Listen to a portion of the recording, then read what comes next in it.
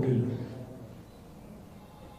Including cabinet ministers ಇದ್ದರು, ಕೆಲವು ರಾಜ್ಯಗಳ BJP ಮುಖ್ಯಮಂತ್ರಿಗಳಿದ್ದರು. ನಾನು ಒಬ್ಬರಂದ್ರೆ ಮಾತಾಡಲಿಲ್ಲ. ಅಗ್ರಿಕಲ್ಚರ್ ಮಿನಿಸ್ಟರ್ ಪುಸ್ತಕ ರಿಲೀಸ್ ಮಾಡಿದೆ. ಅವರು ನನ್ನ ಬಗ್ಗೆ ತುಂಬ ಎತ್ತರಿಕೆ ನನ್ನ ಬಗ್ಗೆ ಮಾತನಾಡಿದ್ರು. ವೆಂಕಯ್ಯನಾಯ್ಡು ಅವರಿದ್ದರು, ಅವರು ಕೂಡ ಮಾತನಾಡಿದರು. ಕಾರ್ಯಕ್ರಮ ಮುಗಿದು ಸೀದಾ ಬೆಂಗಳೂರಿಗೆ ವಾಪಸ್ ಬಂದೆ. ನಾನು ಒಂದು ವೇಳೆ ಏನಾದರೂ ರಾಜ್ಯಸಭಾ ಸದಸ್ಯನಾಗಿ ಕಂಟಿನ್ಯೂ ಆಗಬೇಕು ಅನ್ನೋ ವ್ಯಾಮೋಹ ಇದ್ದರೆ ನಾನು ಇದು ನಮ್ಮ ಕೇಂದ್ರದ ಮುಖಂಡರುಗಳನ್ನು ಭೇಟಿ ಮಾಡ್ತಾ ಇದ್ದೆ.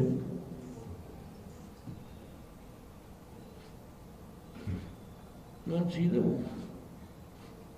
ಆ ಕಾರ್ಯಕ್ರಮ ಮುಗಿದ ಮರುಕ್ಷಣದಲ್ಲಿ ಬೆಂಗಳೂರಿಗೆ ವಾಪಸ್ ಬಂದೆ. ಈ ಮಧ್ಯದಲ್ಲಿ ಕುಮಾರಸ್ವಾಮಿಗಳು ಒಂದು ಹೇಳಿಕೆ ಕೊಟ್ಟರು. ನಾವು 18 ಜನ ಇದ್ದೀವಿ, ನಾವು ರಾಜ್ಯಸಭಾ ಅಪೇಕ್ಷೆ ಮಾಡ, ಅದು ನಾನು ವೆಲ್ಕಮ್ ಮಾಡಿದೆ. ಏಕೆಂದರೆ ಇದ್ರ ಬಗ್ಗೆ ನಾವು ಯಾಕಪ್ಪ ಭಾರತೀಯ ಜನತಾ ಪಾರ್ಟಿ 40 ಜನ ಇದ್ದಾರೆ, ಅವ್ರಿಗೊಂದು ಸೀಟ್ ಆನಂದವಾಗಿ ಸಿಕ್ಕತ್ತೆ, ನಾವ್ಯಾಕೆ 18 ಜನ ಇಟ್ಕೊಳ್ಳೋದ್ರ ಬಗ್ಗೆ ಆಸಕ್ತಿ ತೋರಿಸ್ಬೇಕು ಅಂದರು. ಕುಮಾರಸ್ವಾಮಿ ಸ್ಟೇಟ್ಮೆಂಟ್ನ ವೆಲ್ಕಮ್ ಮಾಡಿದೆ. ಅಂದರೆ ಇದರಲ್ಲಿ ಮೋದಿಯವರ ನನ್ನ ಸಂಬಂಧ ಒಂದು ರಾಜ್ಯಸಭಾ ಸೀಟಿನಿಂದ ನನ್ನ ಸಂಬಂಧ ಇದೆ ಅಂತ ಹೇಳಿ ಈ ನಾಡಿನ ಜನ, ಈ ರಾಷ್ಟ್ರದ ಜನ ತಿಳ್ಕೊಳ್ಬಾರ್ದು. 1914 ಹೌದು, ಅವರು ಮೊದಲನೇ ಬಾರಿಗೆ ಲೋಕಸಭೆ ಚುನಾವಣೆಯಲ್ಲಿ 286 ಸೀಟನ್ನು ಗಳಿಸಿ ಸ್ವಂತ ಶಕ್ತಿಯಿಂದ ಅಧಿಕಾರಕ್ಕೆ ಬರಬಹುದಾಗಿತ್ತು. ಆದರೂ NDA ಸ್ನೇಹಿತರುಗಳನ್ನೆಲ್ಲ ಸೇರಿಸಿ ಸರ್ಕಾರ ಮಾಡಿದೆ. ನಾನು ಅವರು ಮುಖ್ಯಮಂತ್ರಿ ಆಗಿದ್ದಾಗ ಗೋಧ್ರಾ ಪ್ರಕರಣದ ಬಗ್ಗೆ ಬಹಳ ಕಠಿಣವಾಗಿ ನಾನು, ಚಂದ್ರಬಾಬು ನಾಯ್ಡು ಅವರು ಕಠಿಣವಾಗಿ ಆ ವಿಷಯದಲ್ಲಿ ನಮ್ಮ ಭಾವನೆಯನ್ನು ವ್ಯಕ್ತಪಡಿಸಿದರು. ಅದಾದಮೇಲೆ ಅವರು ಪ್ರಧಾನಮಂತ್ರಿ ಆದಮೇಲೆ ಮೊದಲನೇ ಬಾರಿಗೆ ನನ್ನ ಅವರ ಭೇಟಿಯಾಯಿತು. ಅದು ಹಿಂದೆ ಹೇಳಿದ್ದೆ ನಾನು.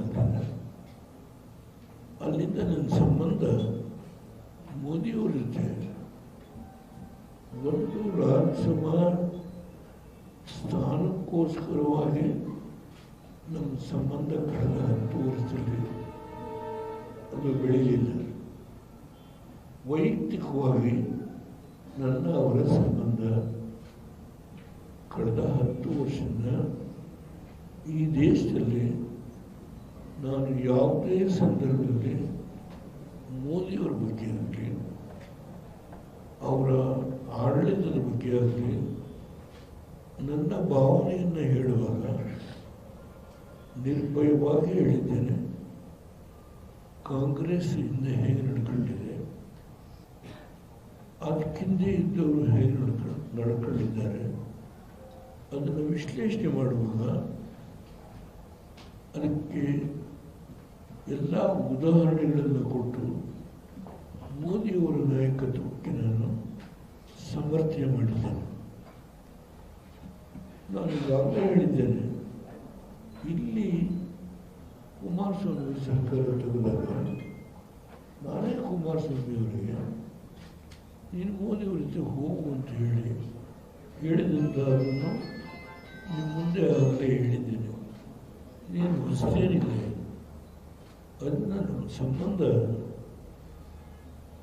Not because of only your membership of Rajya Sabha, It is a personal bondage between me and Modi from last 10 years. On all circumstances, I stood with Modi, I stood